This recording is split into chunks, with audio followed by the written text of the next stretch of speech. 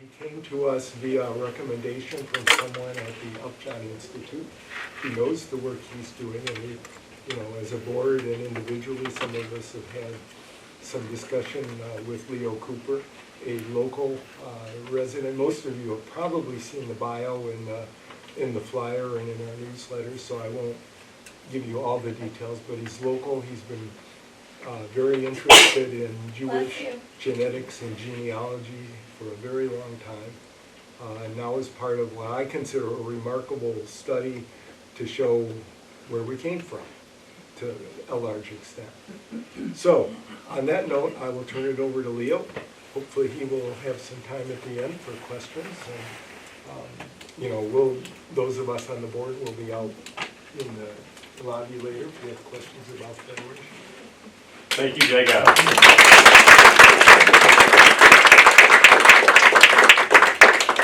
And welcome everyone to this talk today. Thank you all so much for coming. I'm very excited to share deep curiosities and experience of mine learning about Ashkenazi Jewish history and genetics, our origins and our ancestry. And I'd like to start just a little bit about my story. I was actually born in Kalamazoo in 2000. Although I grew up in the Gull Lake area, about 30 minutes northeast of here. And I always loved history growing up, and I was always really into social studies. That was definitely my fave, but I started doing genealogy in high school in 2016. And yes, it is an odd hobby for a high schooler to pick up, but I really fell in love with it. I just couldn't get enough of the fact that I kept learning more the more I looked. And that continued on as I started college in 2018. I started going further, and I started looking in the same kinds of ways as I would do in doing genealogy at a broader perspective, looking at the whole Ashkenazi population and genealogy, not just of families, but of whole communities, and the whole network of communities across Europe. And my research intensified as a COVID hobby.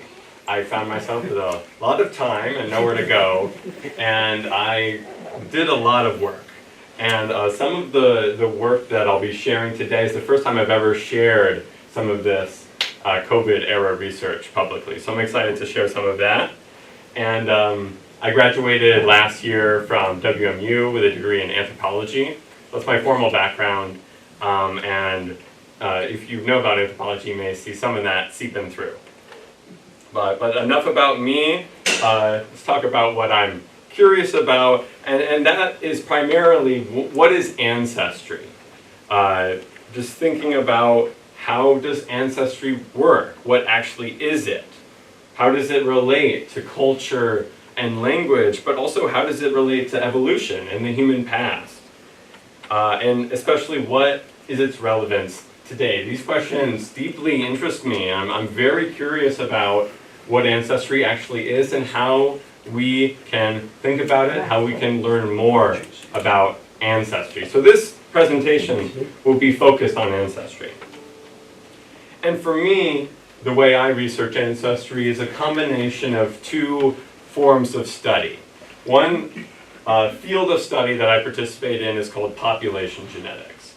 It's a science of looking at human genomes and looking at them in the perspective of belonging to populations, and learning about population history through that study. But I also, from my background as just someone who's loved the social sciences, I never leave the historical analysis. And I'm always looking to ground all of the population genetics work in history, and then find the connections from the history to population genetics. And they combine to what I would call historical population genetics, a single field of study that tries to walk the dotted line between the hard and the soft science. Now, my particular method, my style, is what I call population genealogy. it's understanding populations and their histories in a genealogical sense. It's understanding populations as being all related to each other by way of having common ancestors. And so, as we work through this presentation, just keep these things in mind. This is what I'm curious about, and this is my perspective and the angle we're going to look at things here. But for any kind of communication, there must be shared definitions. So there needs to be some established things we can agree upon before we can get into the more complex material. And I'm not expecting anyone to have these memorized, but thinking about these will help you get more out of what's to come. I'm going to start here with talking about a genome. I've defined a genome as the sum of all genetic material belonging to a single organism. It's equivalent with an individual and is the bedrock for the next definition, which is for population. Population is a set of individuals, a set of genomes, that are biologically related or becoming biologically related by way of being part of a mating network. Just a fancy way of saying that it's a group of individuals who are related to each other. It's a population. Y-DNA is something I use a lot, and it's genetic data from the non-recombining regions of the Y chromosome, and it's equivalent with one's paternal line. The Y chromosome is only carried by males, and male individuals only acquire it from their biological father. And so it can represent the paternal line. mtDNA is quite similar. It is genetic data from the mitochondria. Now that's in every cell, and everyone has mitochondria. But it's only inherited from the mother, and therefore it's equivalent with one's maternal line. Both of these can help trace ancestry for population genetics. Now, autosomal DNA is basically everything else. It's all of the genetic data from the recombining regions of all chromosomes. It's equivalent with one's total ancestry. So some of these will be referenced in the future slides, and just keep in mind these definitions. I'm going to get a little bit more intense here, but don't overthink it. I think these are important things and worth defining. IBD segment sharing are regions of various lengths across the genome that are shared between individuals that are due to common ancestry. IBD means identical by descent, and what this is really describing is any relationship between any related individuals. Let's say you're a first cousin with someone. You share on average around 1/8 of your DNA with that first cousin, but it's not going to be like a perfect little cut of every cell, like 1/8 of every cell is shared with that cousin. It's going to be separated across the genome into segments, and that's what this is talking about. Population structure. When we defined population earlier, but structure, and when I say that later in the presentation, I'm talking about the systematic differences between populations that arise over time. And these differences that arise over time, they're primarily going to be due to a lack of admixture. Now, what is admixture? It's quite simply mixing between two or more different populations to create a new admixed population. Population structure, again, accrues over time slowly as the population doesn't mix, but admixture changes population structure. A founder event is the founding of a new population from a subset of a larger one, or from a significant reduction in the original population size. This is going to become very important because we'll look into the fact that Ashkenazi Jews have a very strong founder event. The final word that I'd like to define here is klein, and that's a term to describe gradual transition between different populations on different dimensions of admixture. Now, these may seem a lot, but I promise you, it'll become much clearer as we talk about the specifics. So, want to get right into it. Jews are an interesting case. There's obviously a understanding of Jewishness as an ethnicity, but of course it is also denoting a religion. And we must then ask, what is our definition for Jewish ancestry? If ancestry is what I'm curious about, and we're talking about Jewish ancestry today, how are we even defining that? Now, we could come to so many different ideas of defining Ashkenazim by certain distinctive features, and we'll get into those. But for me, it's got to be a definition that can explain my dad's 23andMe results. Now, if you've done anything with 23andMe, Ancestry DNA, a similar company, you and your Ashkenazi Jewish, you may have a result extremely similar to this. How does this actually work? And fundamentally, how is this result even possible? How is it that a company can take your DNA and give you this result, which is accurate? Now, if we were to look at someone and say, okay, are they Ashkenazi Jewish? And we could ask them things about them, right? Learn about their family history. We could come to certain hints or conclusions. For example, if they had ancestors that spoke Yiddish, they had ancestors that came from certain areas of Central and Eastern Europe where Ashkenazi Jews lived. If they had ancestors or they themselves practiced Judaism within the Ashkenazic rite, within the tradition of Ashkenazi Judaism, these would be cultural distinctions that we associate with Ashkenazi Jews and could tell someone, oh, you're Ashkenazi Jewish, based on these distinctions. But in fact, there are also genetic distinctions. Some of you may know that certain genetic disorders are more common in Ashkenazi Jews than in other populations. For example, Tay-Sachs or Canavan. And these, in some way, help to define what Ashkenazi means beyond culture. Now, I've studied this a long time, and we'll go into it a little bit, but Ashkenazi Jews have a unique set of paternal and maternal lines as determined by Y-DNA and mtDNA testing.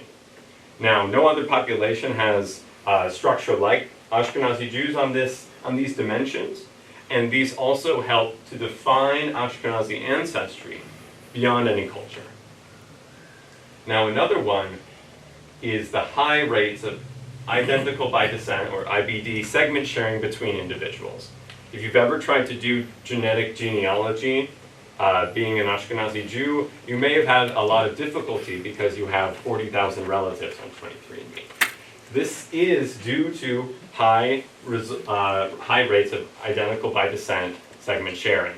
In the population, take two Ashkenazi Jews together, and they may share as much as third or fourth cousins do who have no other relation. What does that mean, and how does that work? And using some of the words we referenced earlier, we'll find in this presentation that Ashkenazi Jews can be said to be a population, to have population structure, to have a founder event, and to have an admixture history.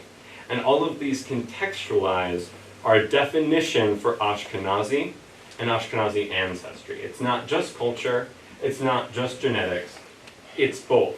And it's not all of them always, but it's enough of them, enough of the time to make sense. And by the way, how is the result that my dad got possible in the first place? It is very simply in those IBD segments. That is what 23andMe uses to determine someone's Ashkenazi ancestry. So we're going to look at an example of Ashkenazi population structure. Again, structure is basically the systematic differences that make a population unique. And there's tons of different dimensions that you could look at for population structure, but I know most about Y chromosomal variation. So in COVID, I and a few collaborators of mine got together and we wanted to do something that was never really done before to that degree, which was look at as big a sample as we could find of Ashkenazi Y chromosomes and see what we could discover. And we were able to collect around 15,000 Ashkenazi Y chromosomes. This is a huge sample size. Nothing else has ever come close. And we found something really interesting. Basically, all paternal lines, if you're an Ashkenazi Jew, there's over a 99% chance that you match at least one other Ashkenazi Jew on your Y DNA. Almost all Ashkenazi Jews cluster together into different groups, and we call these groups lineages. And you can see here a chart of the top 10 largest Ashkenazi lineages out of over 120. And we can see here that the top 10 largest lineages define a slight majority of all variation. That is to say that these lineages, which descend from single common ancestors, define huge chunks of the Ashkenazi population. This is a very distinct pattern of not only frequencies, but also of these particular lineages, and no other population has anything like this. This is a pattern unique to Ashkenazim, and therefore it's an example of Ashkenazi population structure. Excuse me. Now again, I want to zero in what exactly is a lineage. Again, they're clusters of related Y chromosomes that descend excuse me, from a single common ancestor. Lineages can be tracked across time and space as they exist within populations. Excuse me. Lineages, again, descend from a single common ancestor, and we can actually date or create an estimate for when those common ancestors lived. Here you'll see a chart of those same top 10 lineages. You can see the frequency. That's how many Ashkenazi Jews are in each lineage. So for example, assuming we have like a small sample of Ashkenazi men in the room right now, these top 10 lineages define 50% of variation.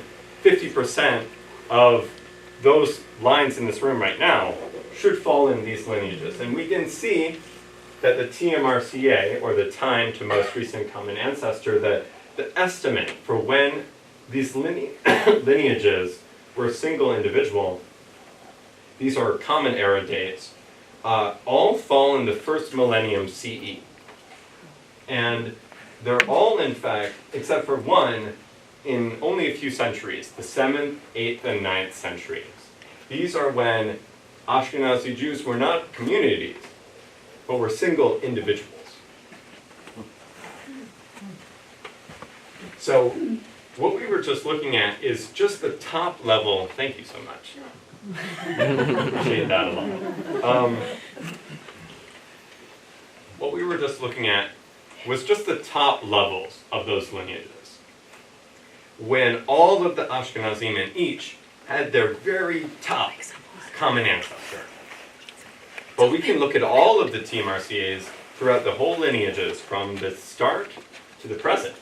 And if we plot it out with the y-axis being branching events, basically when two Y chromosomes last had their common ancestor and then started to diverge, with time going forward in this direction, we can see a measurement of Ashkenazi demography over time. Now, of course, this is not all aspects of demography, but it's a glimpse, it's a measurement. Now, all of the lineages that we just saw in the last table, defining, again, huge portions of the Ashkenazi population, being individual people and their immediate families in this time. Moving forward, this century and a half are when the first communities in Central Europe that bore a character ancestral to modern Ashkenazi Jews first appear in the historical record. This makes sense when we think about it. Communities, populations need to already be related, and it takes time for an individual to have enough children and grandchildren who mix together to form a whole community. And so it is in this part of the graph that we see the very beginnings of Ashkenazi Jews. Again, it's starting in the 6th and 7th centuries, going forward to the 11th centuries. We could call this the very early Ashkenazi history. Now, looking at this graph, you might notice something kind of significant. Something happened here in our history, in our ancestry. And obviously, I want to know what happened. And so we have to look and when is this? This is actually in the transition from the medieval to the modern periods. This is in the 14th, 15th, 16th, 17th centuries. This period right here is basically exponential growth. This is not stagnant, this is linear growth. And so this is a really significant period of time. What happened in our history during this time, and where were our ancestors and what were their lives like? If only we had a window into the past, right at this critical moment, that could tell us something about that. Thankfully, we do. Last year, the first ever ancient Ashkenazi Jewish genomes were published. And when I saw this, as I'm sure you can assume, kind of freaked out. And immediately talked with my collaborators, considering we had done so much research on this subject already.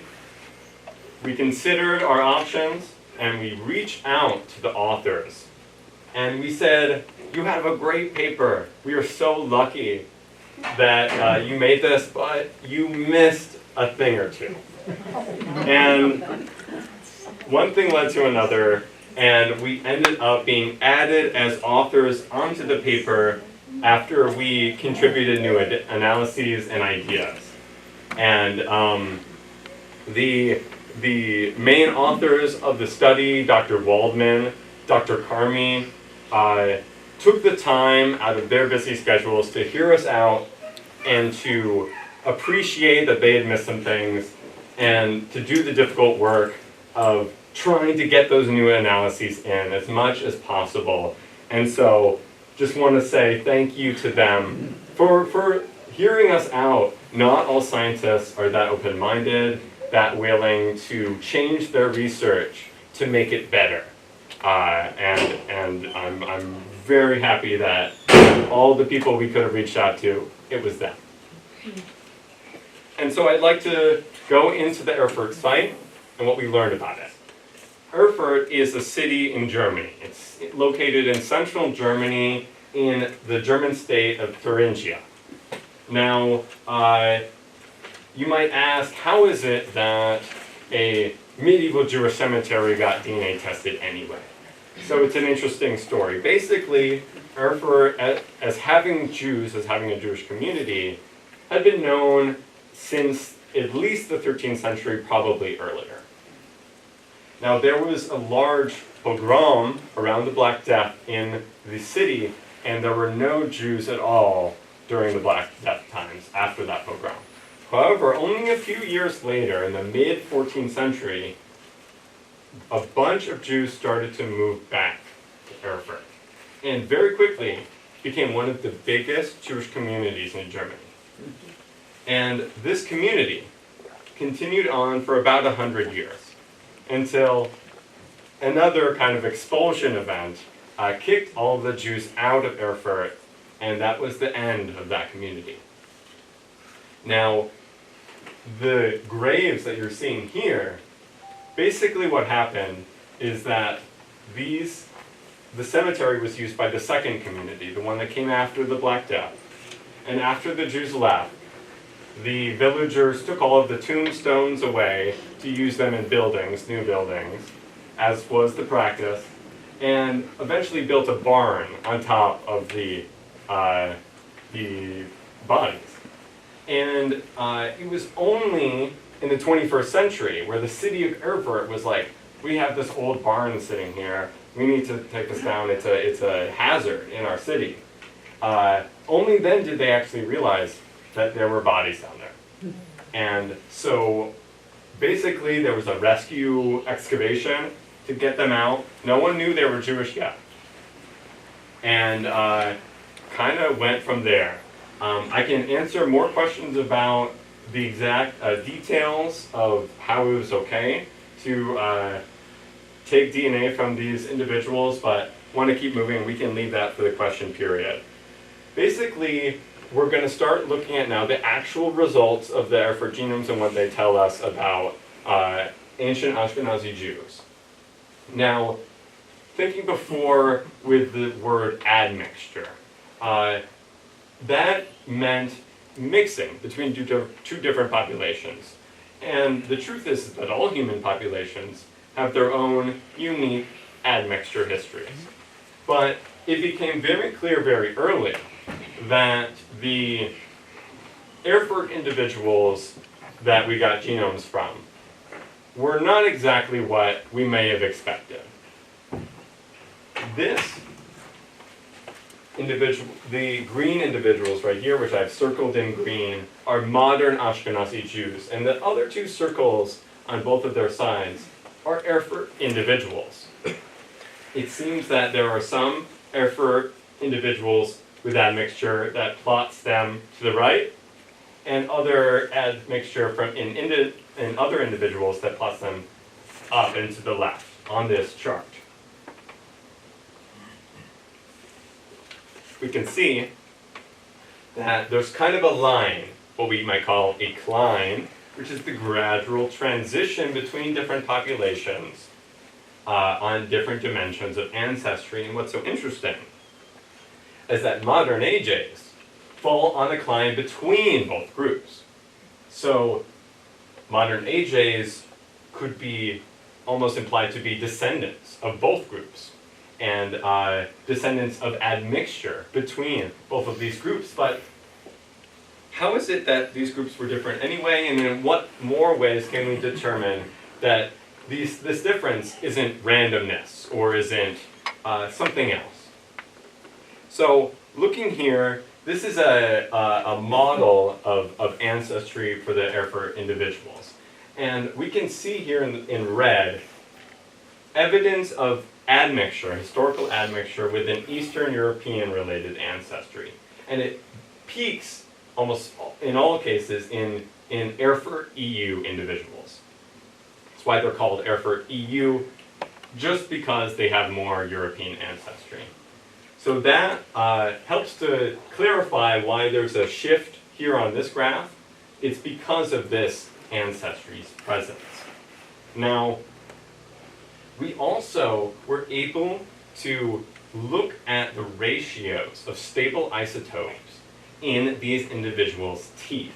And what's so interesting about that is that these ratios of these stable isotopes are frozen basically in time around when your adult teeth are forming. And what they imply is basically the specifics of your drinking water. And drinking water differs everywhere to varying degrees. And what this analysis showed is that there was consistent difference between Erfurt EU and Erfurt ME individuals. Basically, hints that these individuals, even though they were buried in the same cemetery, they grew up in other places. And at least one group or a bunch of individuals moved to Erfurt.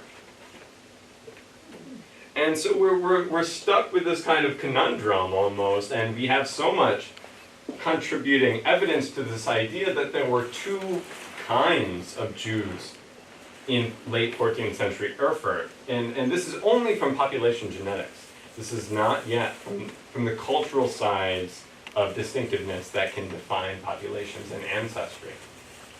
Erfurt ME has less European ancestry, while Erfurt EU has more, and it's mainly related to modern Eastern Europeans.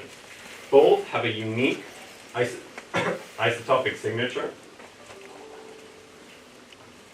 Erfurt ME are carriers of AJ-associated genetic diseases.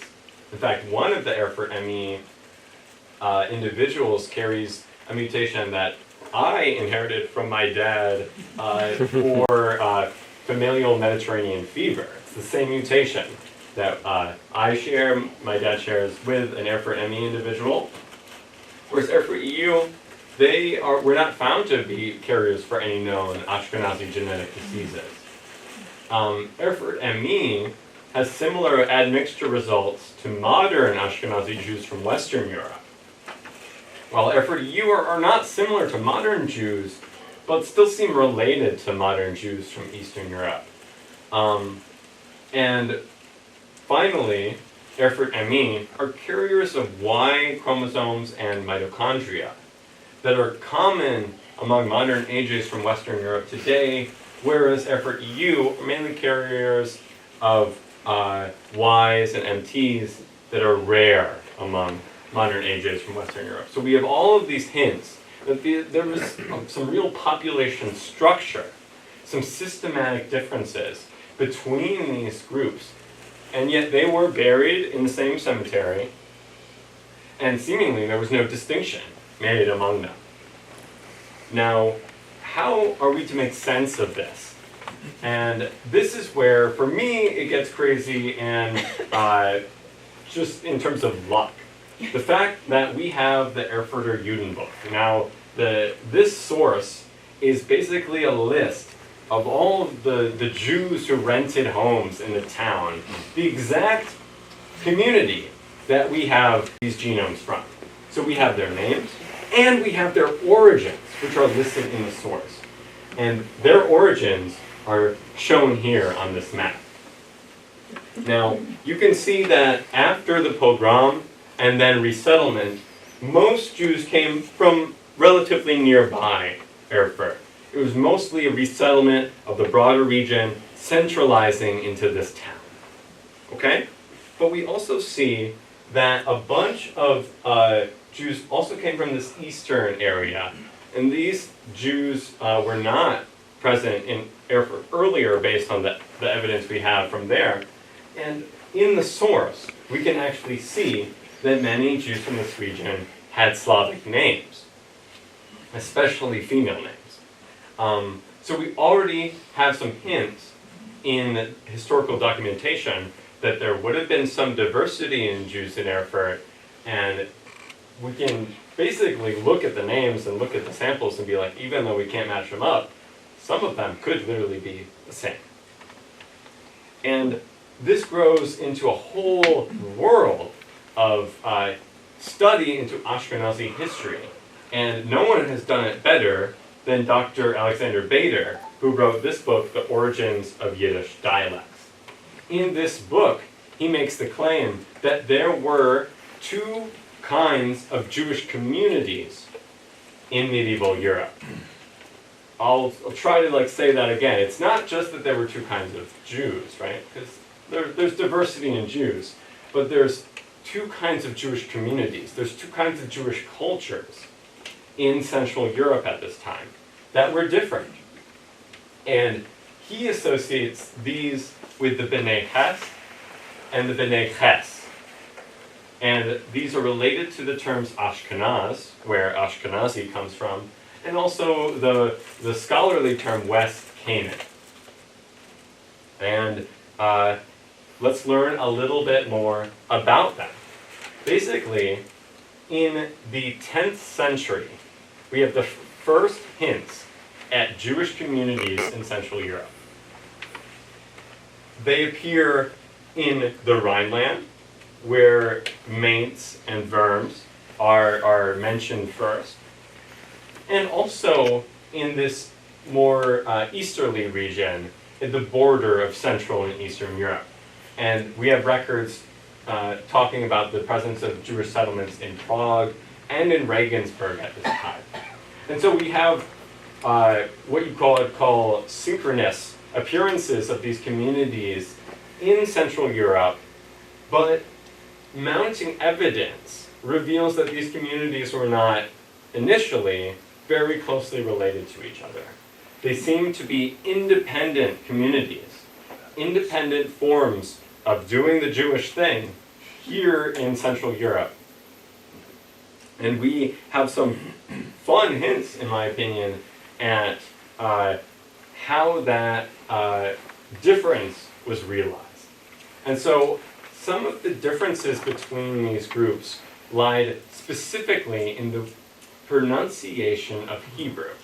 So if you can read Hebrew, you'll know that the letter here is the 8th letter of the Hebrew alphabet, and it was pronounced in different ways by the different medieval groups. The B'nai Hess, the Rhinelanders, the ones from the Western communities, I would associate with Erfurt ME, pronounced it as an aspirated H. They would say Hanukkah as Hanukkah. Whereas the B'nai Hess, the Slavic-speaking Jews, kept the guttural ch sound, and they would have pronounced Hanukkah as Hanukkah. Similarly, the B'nai Hess preserved a distinction between Shin, Sin, and Samech. And it is interesting that the B'nai Hess did not distinguish at all between these different letters. They pronounced all of them simply as S. Another kind of hint at the differences in Hebrew and the approach to Hebrew between the two communities is their word for the letter that creates the tsa sound. B'nai Hess called it tzadik, while B'nai Hess called it tzadi. It's a small difference, but is a true difference. And the way I like thinking about this, and what surprised me, is that when we're learning about Hebrew pronunciation, we're learning about a tradition that is inherited. It's cultural, and it's not that either group was, making up the Hebrew pronunciation as they went. They were doing as they were trained. And these differences arose over time, and in fact, we can find that these differences are very old, hundreds of years older than these communities' existence. These come from different schools of Hebrew pronunciation, and it helps to contextualize that these groups were truly different. Now, we also have some linguistic hints from family words of the existence of these two communities in medieval Central and Eastern Europe. Now, there's two languages being compared here, Western Yiddish and Eastern Yiddish. Western Yiddish would have been the Yiddish spoken by Jews in Germany and in surrounding countries, while Eastern Yiddish is the Yiddish that most ancestors of modern Ashkenazi Jews spoke from places in Czechia and everything east, so Poland, Ukraine, Lithuania, Belarus. These people, Ashkenazim there, were speaking Eastern Yiddish. And their words for grandfather and grandmother were different. In Western Yiddish, they were Harla and Frala, related to the German words er and Frau. Whereas in Eastern Yiddish, it's Seda and Boba. And not only can you instantly tell that they're different, but the amazing thing is they're actually from the Czech language, and the Czech forms of grandfather and grandmother are extremely similar. And if you need a kind of hint of the Slavic nature of these, think about babushka is a boba. I think it's pretty interesting. And so let's summarize kind of what we've looked at today. The origins of Ashkenazi Jews. Modern Ashkenazi Jews mainly descend from two distinct kinds of medieval European Jews. Old Ashkenazim from the Rhineland, and West Canaanites, a distinct Jewish culture with their own language, own way of practicing Judaism, own way of pronouncing Hebrew, their own names. And both communities merged together and contributed to the modern Ashkenazim we know today. Now, the merger of these two is especially visible when we look at Eastern Ashkenazi Jews. These are my guesstimates for the relative ancestry that Eastern Ashkenazi Jews get from both of these groups. Old Ashkenazim, the reason we're still called Ashkenazi Jews, is indeed the predominant component. Nevertheless, there's a very significant contribution from West Canaanites, and we are still learning more about where that line is between the two and what other contributions they may be. However, Western Ashkenazi Jews, those Jews that remained in Germany, especially Western Germany and Alsace in France, preserve old Ashkenazi population structure, albeit with some difference. They descend way more from the old Ashkenazim and have way less West Canaanite ancestry. And we see that not only in the population genetics, but also in their words for grandma and grandpa. And again, these are just my rough estimates. I think that they're going to be pretty close, but even individuals will vary for these. Here's a map of the settlement, the density of Jews in Eastern Europe and Central Europe in the late 19th century. Now, it's incredibly interesting to think about how many Jews there were in Eastern Europe and how many there are today. And you may know that most Jews in the world are Ashkenazi Jews. They, in fact, are Eastern Ashkenazi Jews. It's the most common form of Jew in the world, and there's millions of them. But it does come back to what we were looking at earlier, with that huge spike in the graph and the transition between the medieval period and the modern period, and what some scholars have called the demographic miracle. Basically, it's this idea that Ashkenazi Jews started as a very small population. Even in the later Middle Ages, there were still maybe some tens of thousands of Ashkenazi Jews, and then all of a sudden, in the 20th century, there were many millions. And this is not common. Most human groups did not experience a growth this significant, or anything close to that. And so people called it a demographic miracle, in the sense of it's unbelievable. And scholars in history and in genetics sought to explain this impossibility by way of imagining whether it's an important contribution from Khazarian converts to a bunch of Ashkenazi ancestry actually coming from Sephardim, who were expelled from Iberia in the late 15th century. But in fact, these are not the case. The growth we see in Ashkenazi Jews is in part due to migration, but it's internal migration of Ashkenazi Jews to new areas.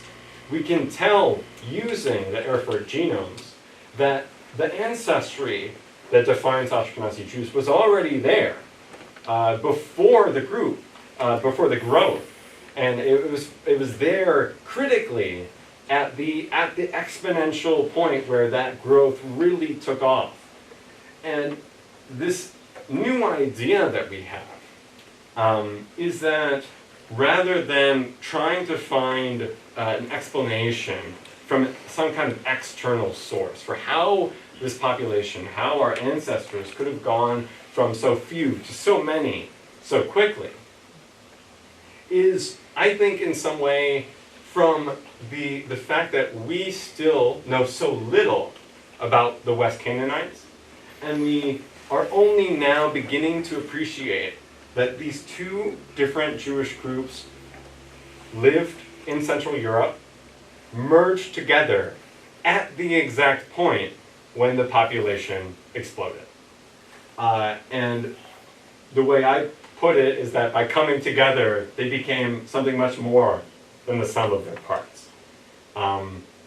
It's honestly an incredible story, and we are still learning the details to this very day. I'd like to go over a few next steps. What can we do to go even further back in time and learn more about the deeper origins of both of the Jewish communities in Central Europe that Ashkenazi Jews descend from? So for Erfurt Emmy, the Western group, the group of the Rhineland, we already had hints in the documentary history and in the religious history of a connection with medieval French Jews. But we were very lucky that last year we also got genomes slightly earlier from Erfurt from a site in Norwich, in England, that actually belonged to individuals who were medieval French Jews, Jews with origins in France that were called Zarfatim. And we were able to detect that these Jews from Norwich shared some, but not all, and certainly not, it's not most, but certainly not all, of the population structure and the founder event that was detected at the Erfurt samples. They're more distantly related, but they are still really close. And so we have some hints that before living in the Rhineland, these Erfurt Emmy individuals, or really what I would call the old Ashkenazim, probably had significant ancestry from medieval France. However, Erfurt EU is still shrouded in a lot of mystery, and we still have very little idea about their earlier roots before appearing in Bavaria, Bohemia, Eastern Germany, and Austria. Now we have some hints that suggest some relatively later connections with Mediterranean Jewish populations from Italy and Greece. And we also have possible hints at connections with East Canaanites. Now we've been referencing West Canaanites, but far to the east in the lands of Old Rus, and also in the principalities that arose after the Mongol conquest of Eastern Europe, we have some hints of real Jewish communities there. And it could be that there were some connections between East and West Canaan, but these are very much preliminary, and we still have so much to learn on this angle. So, if you're still curious about Jewish history and genetics, please stay tuned to my website for future reporting. And also, you should hire me to answer your questions. I am legitimately available for help interpreting your own genetic results, for discussion about history and genetics, and about Jewish culture and history as well. So leorcooper.com, please note it, please check it out. And I appreciate the support. That's my presentation, and I wanted to get through it quick so we can have some time for questions.